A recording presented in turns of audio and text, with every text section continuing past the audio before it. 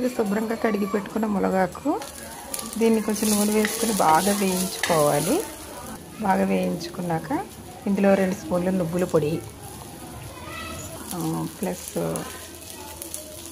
ఇది శనగపప్పు, మినపప్పు పొడి, జీలకర్ర పొడి, ఇది కూడా కొంచెం జీలకర్ర పొడి వేసాను.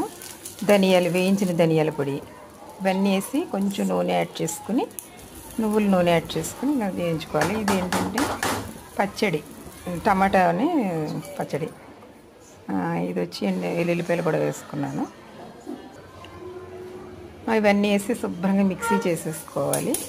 తర్వాత కొంచెం వెన్న వేసి, నేను కొంచెం అందులో వెల్లుల్లిపాయ నూనె కూడా కొబ్బరి నూనె వేసాను, కొబ్బరి వేసినట్టుగా ఉంటుంది. 2 వెల్లుల్లిపాయలు వేయించాను. తర్వాత ఈ పచ్చడి తీసి అందులో బాగా ఉడికించుకోవాలి. బాగా ఉంటుంది, చాలా టేస్టీగా ఉంటుంది.